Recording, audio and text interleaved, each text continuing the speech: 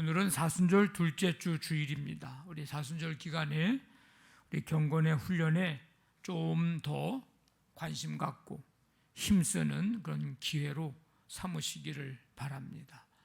우리 말씀드린 대로 우리 비전교회 돕기 동전 모으기 이제 이 사순절 기간에 하는데, 혹시 그 코인북 없으신 분은 로비에 있으니까 예배 마치고 가실 때 가지고 가셔서 40일 동안 100원짜리 동전 모으는 거거든요. 이걸 어디에 쓰나? 우리 지방에 30개 교회 중에 15개 교회가 1년 예산이 4천만 원이 안 되는 비전교회를 우리가 좀 후원하고 또 위로하고 격려하는 그 일에 사용하려고 합니다. 또 이 사순절 기간에 성경 듣고 읽고 쓰고, 그래서 말씀에 좀 더 집중하고 말씀에 붙잡히는 그런 기회로 좀 여러분들이 삼으시기를 바랍니다. 이 사순절 기간에 다시 말씀 앞으로, 다시 십자가 앞으로, 다시 예수 그리스도께로 다가가는 그런 시간이 되기를 원합니다. 우리 한번 따라해 보겠습니다. 예배는 생명입니다. 말씀은 능력입니다. 선교는 하나님의 소원입니다. 아멘. 지성을 넘어 신앙의 세계로 들어온 우리 이어령 박사, 2년 전에 2022년 2월 이제 88세의 일기로 지혜의 근원이신 하나님께 부름을 받았습니다. 그가 하나님의 부름을 받은 후에 책이 출판이 되었는데, 이 책은 하나님의 부름을 받기 몇 년 전에 한 강연회에서 강의한 내용을 바탕으로 한 책입니다. 그 책 제목이 작은 글씨로 교회는 지금 무엇을 할 수 있는가? 이 질문을 던지면서 3가지 동사를 언급을 합니다. 그러니까 이 이어령 박사의 시각에는 교회는 명사에 주로 관심을 많이 갖고 있었다. 빛, 소금, 이런 명사. 그런데 교회는 3가지 이 동사에 좀 관심을 갖고 해야 되지 않겠냐, 이런 내용을 이제 펼쳐나가는데, 그 내용이 간략하게 얘기해 드리면 이제 먹다. 우리는 죽는 빵 대신에 죽지 않는 영원한 빵을 먹어야 된다. 영원한 빵, 생명의 빵. 그게 누구냐? 예수님이시다. 교회는 무엇을 해야 하는가? 죽는 빵을 주는 것이 교회가 아니고 죽지 않는 영원한 빵을 주는 곳이어야 된다. 예수님을 전하고 예수님의 말씀을 주는 교회가 되어야 된다. 또 한 가지는 듣다입니다. 이건 우리는 보는 것뿐만 아니라 말씀을 끊임없이 들어야 합니다. 우리가 들은 말씀이 우리의 인생의 방향을 결정하게 된다.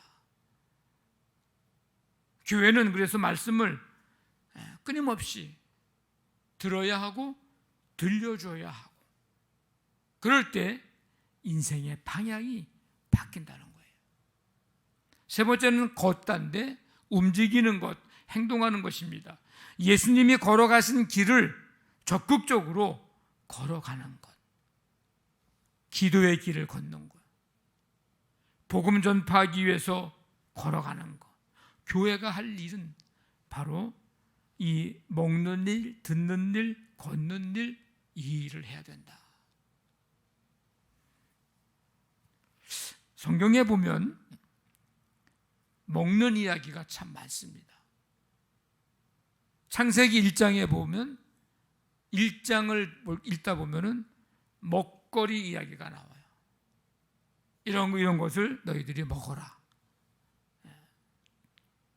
아담과 하와가 선악을 알게 하는 나무의 열매를 먹는 이야기부터 창세기에 등장을 합니다. 그리고 신약에 예수님이 십자가에 달려 돌아가시기 전에 최후의 만찬까지 다 먹는 이야기들입니다.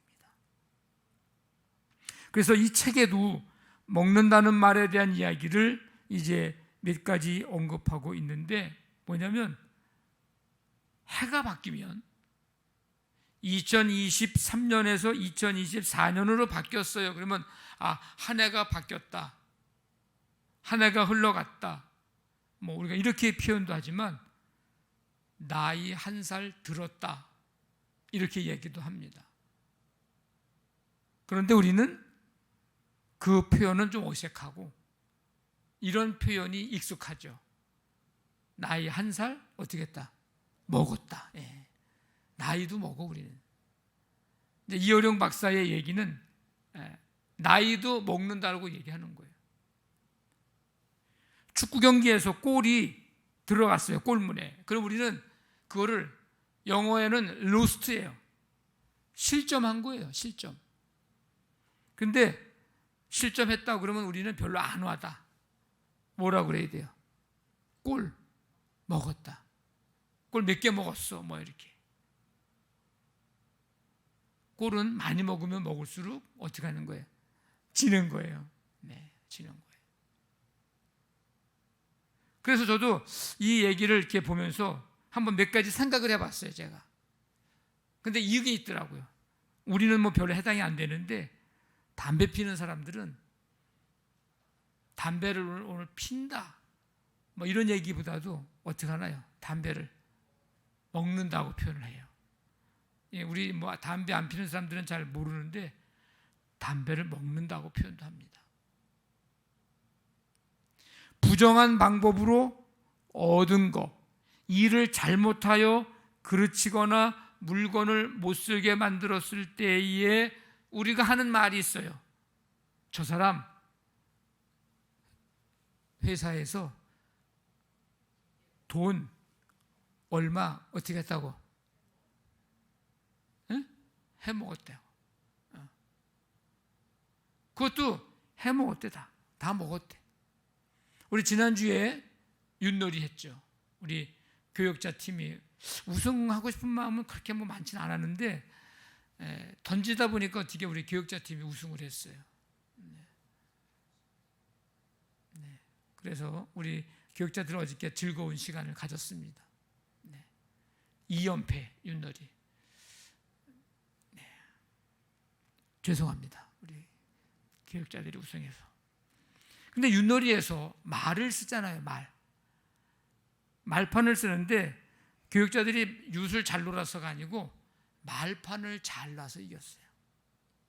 근데 내 말을, 네 상대방 말을 잡았어. 그러면 잡았다는 표현도 우리가 윷놀이에서 하긴 하는데 조금 더 표현이 이렇게 돼야 시원해. 뭐라고 얘기합니까? 그 말을 잡아먹었다고. 그러니까 다 먹어야 돼. 먹어야. 하여튼 먹는 거 되게 좋아하는 것 같습니다.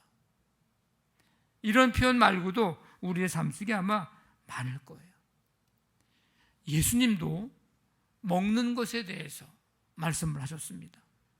근데 예수님이 말씀하신 먹는 거는 우리가 생각하고 있는 것과는 조금 다른 차원인데 뭐라고 말씀하셨냐면, 나는 하늘에서 내려온 살아있는 떡이니 사람이 이 떡을 먹으면 영생하리라.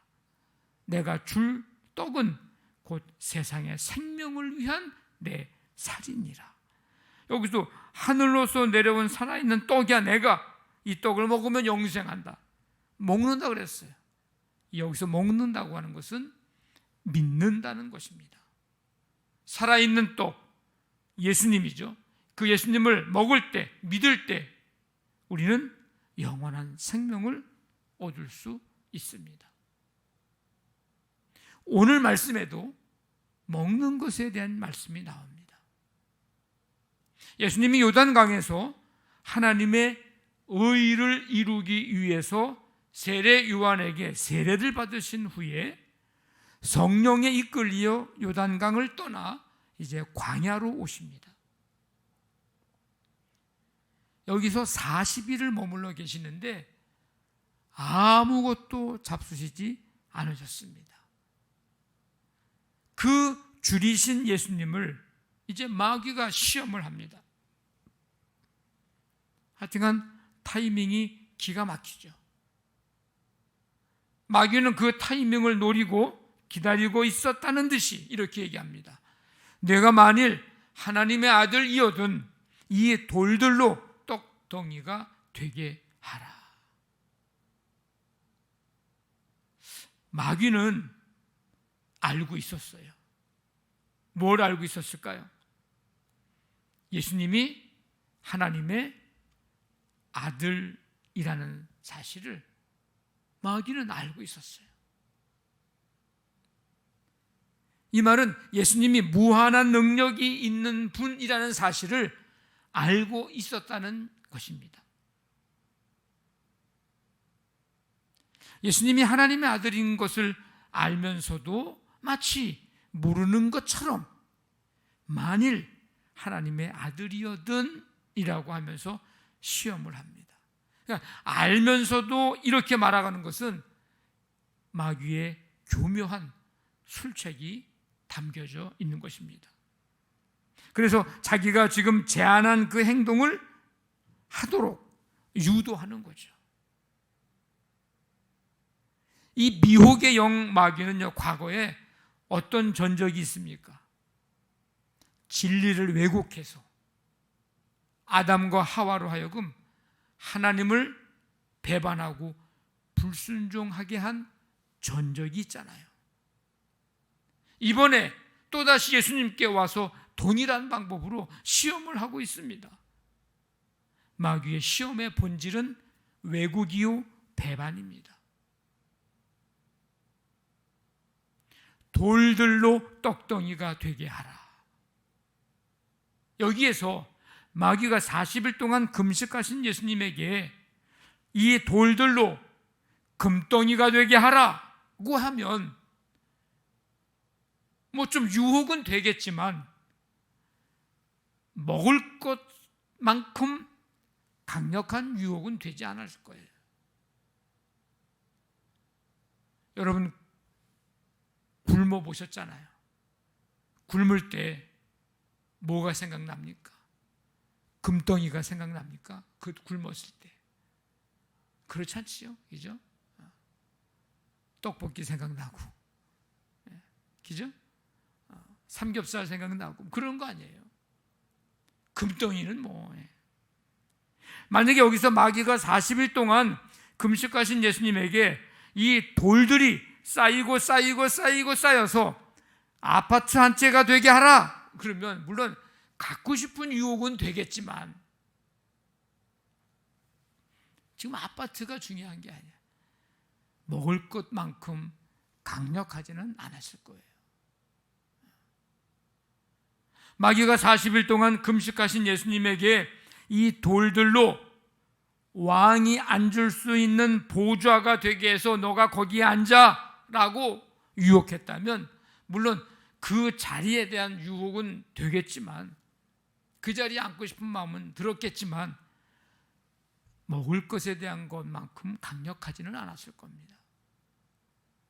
배고픈 자에게, 굶주린 자에게 떡에 대해서 말하는 거, 먹을 것에 대해서 말하는 거, 그거는 그 어떤 유혹보다도 강력한 유혹입니다. 가장 솔깃한 유혹입니다. 이 정도 유혹이면요, 이 정도의 시험이면 웬만한 사람들은요 다 넘어가요. 근데 예수님은 넘어가지 않으셨습니다. 넘어가지 않으셨을 뿐만 아니라 오히려 그 유혹과 그 시험을 물리치고 승리하셨습니다. 4절에 예수께서 대답하여 이르시되 기록되었을 때 사람이 떡으로만 살 것이 아니요 하나님의 입으로부터 나오는 모든 말씀으로 살 것이라 하였느니라. 예수님은요 그 강력한, 그 솔깃한 그 유혹을 순간적인 재치, 어떤 기지를 발휘해서 물리치신 게 아닙니다. 뭐 임기응변이 뛰어나서 그걸로 마귀의 시험을 물리치신 게 아닙니다. 어떤 무술이나 어떤 무기, 그걸로 물리친 것도 아닙니다. 그 어떤 것보다도 강력한 힘, 능력, 바로 말씀으로 물리치시고 승리하셨습니다. 예수님의 삶은요, 말씀을 붙드는 삶입니다. 그 삶이었어요. 그래서 우리가 이 사순절 기간에 특별히 우리가 예수님을 닮아야 하는데, 닮고 싶은 그런 이제 마음이 있는데, 예수님의 어떤 모습을, 삶을 우리가 닮을까? 그것 가운데 하나가 말씀을 붙드는 삶입니다. 한번 따라해 볼까요? 말씀 붙들기. 이 말씀을 붙드는 삶이 얼마나 중요한가, 오늘 예수님을 통해서 우리가 알게 되는데, 말씀을 붙들면 그 말씀이 생각을 지켜줍니다. 뭘 지켜준다고요? 생각을 지켜줍니다. 생각. 사람은 생각이 흔들리면 모든 게 흔들립니다. 이 생각을 건물로 비유하면, 건물을 지탱하고 집안에 안정시키기 위해서 건물 하부에 구축한 그 구조물, 그게 뭐예요? 기초 아닙니까? 기초. 그 기초에 비유할 수가 있습니다. 기초가 흔들리면 그 위에 세워진 건물이 흔들립니다. 생각이 굉장히 중요합니다. 그 사람의 생각이요, 곧 그 사람이에요.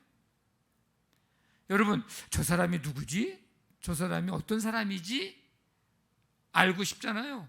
그러면 그 사람이 뭘 생각하고 사는지를 보면 그 사람이 그 생각하고 그 생각이 그 사람입니다.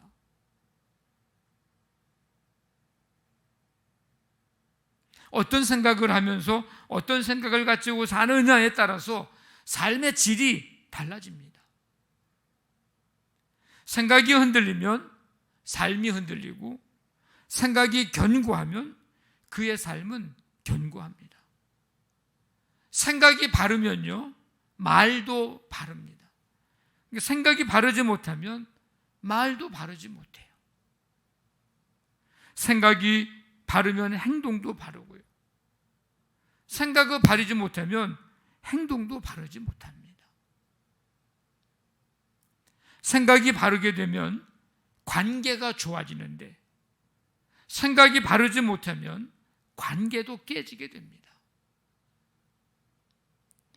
여러분, 생각이 한번 삐뚤어지면요, 그 삐뚤어진 생각을 편다는 게 굉장히 어렵습니다. 그런데 그 생각을 지켜주고 붙잡아 주는 것이 바로 말씀입니다. 여러분, 생각을 지키려면 말씀을 붙드십시오. 생각이 흔들리지 않으려면 말씀을 붙드십시오. 바른 생각을 가지고 생각이 바르려면 여러분, 말씀을 붙드십시오. 육적인 생각을 하면요, 그 사람은 육의 사람이 되는 거예요. 세상적인 것만 생각하고 사는 사람은 세상 사람이 되는 거예요. 영적인 생각을 하면 그는 영의 사람이 되는 겁니다. 우리로 하여금 영적인 생각을 하도록, 영의 사람이 되도록 그 생각을 붙잡아주고 지켜주는 것이 그의 말씀입니다. 예수님은 마귀의 이 솔깃한 유혹과 시험에도 불구하고 넘어가지 않으셨습니다. 예수님은 하나님의 뜻, 즉 하나님의 말씀을 붙들고 살려는 생각에는 변함이 없었습니다. 전혀 흔들리지 않았습니다. 하나님의 말씀을 붙들고 살겠다고 하는 이 생각이 마귀의 시험과 유혹에 지배당하지 않았다는 거예요. 그러니까 유혹을 이기고 그 시험에 넘어가지 않을 수가 있었던 것입니다. 성도 여러분, 우리 모두 예수님 닮기를 원합니다. 예수님 닮기. 어떤 삶? 말씀을 붙들고 사는 삶. 말씀은 우리의 생각을 지켜주고 말씀은 우리의 생각이 흔들리지 않도록 견고히 붙들어주기 때문입니다. 지금 우리는 사순절을 지내고 있습니다. 예수님께서 말씀 붙들고 승리하신 삶을 우리도 그대로 닮아야 합니다. 하나님의 말씀으로 마귀의 유혹과 시험을 물리치고 승리하신 것은 곧 우리 모든 그리스도인들의 영적인 싸움에서 그대로 적용되는 승리의 원리입니다. 오늘 4절에 보면 예수님이 마귀에게 대답을 하죠. 이 돌들로 떡덩이가 되게 하라. 그러니까 대답을 하시는데 거기 보니까 기록되었으되 이런 말씀이 있어요. 이것은 구약 신명기 8장에 있는 말씀을 말하는 겁니다. 기록되었으되 이렇게 하셨다 하였느니라. 그 말씀을 인용한 거예요. 뭘 얘기해 주는 거냐? 예수님은 자기의 생각으로 마귀를 이긴 게 아니에요. 말씀을 알고 계셨다는 거예요. 그리고 그 말씀을 붙들고 사셨다는 거예요. 그래서 말씀이 필요할 때, 말씀으로 응답해야 될 때에 내가 알고 붙들고 있었던 그 말씀이 자연스럽게 내 입을 통해서 나오게 됐다는 겁니다. 이게 중요한 거예요. 이게. 우리가 왜 말씀을 듣고 이제 우리가 또 20일 동안에 말씀을 쓰고 왜 하는 거예요? 썼음을 자랑하려고 하는 게 아닙니다. 사순절 기간에 나 뭐 했다고 하는 걸 보여주려고 하는 게 아닙니다. 왜 하는가? 그 말씀을 읽고 쓰면서 말씀을 붙들고 그래서 그 말씀이 필요할 때 내가 살아가면서 말씀으로 응답을 해야 될 때 그때에 내가 알고 붙들었고 가슴에 새겼던 외웠던 썼던 그 말씀이 내 삶 속에서 자연스럽게 나올 수 있도록 하는 거예요. 이게 중요한 목적입니다. 말씀을 꼭 붙드십시오. 예수님처럼. 그래야 이 땅에서 그리스도인으로 살아갈 때에 생각도 믿음도 마음도 흔들리지 않습니다. 말씀에 꼭 붙들리십시오. 예수님처럼. 그래야 우리가 살면서 우리의 생각을 파고 들어와 유혹하는 것들을 내가 막아내기도 하고 물리치기도 하고 이겨내기도 할 수 있습니다.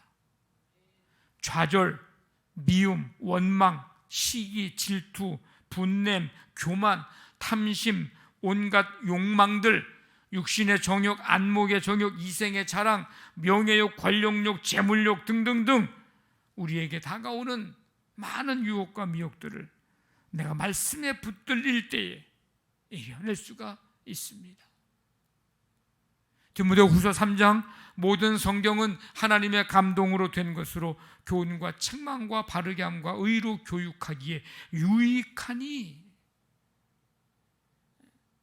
여러분 유익한 거를 붙들어야 되지 않겠어요? 유익한 거를. 내게 해로운 거를 붙드는 게 아니고 유익한 거를 붙들어야지.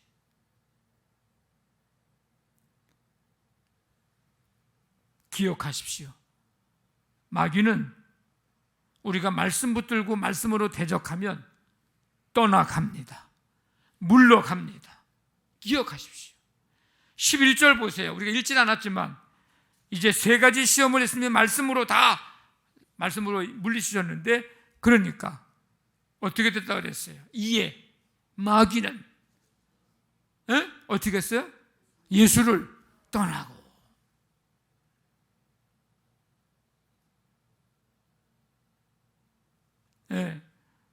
우리가 말씀 붙들고 말씀으로 대적하면 마귀는 떠나가고 물러갑니다. 또다시 올지언정 떠나가는 거예요. 우리가 말씀을 붙들고 대적할 때 다시 오면 또 말씀으로 물리치면 되는 거예요. 여러분 기억하십시오. 마귀가 무서워하는 무기가 뭔지를. 그게 뭘까요? 성령의 검, 하나님의 말씀, 이 말씀의 검. 이거는요 어떤 것보다도 예리한 검이거든요. 강력한 무기. 여러분 종종 이런 말들 잘 하시죠? 먹는 게 어떻다고요? 먹는 게 남는 거다. 이런 얘기를 잘 합니다. 여러분 잘 드십시오. 잘 드셔야 되는 거예요. 근데 우리 육신을 위해서 먹는 것에만 우리가 관심 가질 게 아니라 영의 양식인 말씀, 하나님의 말씀을 먹으셔야 돼요. 듣는 거, 읽는 거, 쓰는 거, 외우는 거, 묵상하는 거, 생각하는 거, 이게 뭐예요? 다 말씀을 먹는 거예요. 여러분 이 시간도요, 여러분들이 말씀을 듣는 게 아니고요, 이 시간도 말씀을 지금 먹고 계시는 거예요. 좀 맛있게 드셨으면 좋겠어요. 네, 맛있게. 사람이 떡으로만 살 것이 아니요 하나님의 입으로부터 나오는 모든 말씀으로 살 것이라. 우리가 살려면 하나님의 말씀을 먹어야 산다. 시편에 보니까 여호와의 율법은 완전하여 영혼을 소성시키고 여호와의 증거는 확실하여 우둔한 자를 지혜롭게 하고 주의 말씀은 영혼을 소성시키고 우둔한 자를 지혜롭게 하고 정직하고 순결하게 해서 영원까지 이르게 한다. 저와 여러분들 우리 모두 말씀 붙들고 말씀으로 유혹과 시험을 이기신 예수님, 특별히 이 사순절 기간 동안에 그 예수님을 닮아가기를 주님의 이름으로 간절히 축원합니다. 아멘.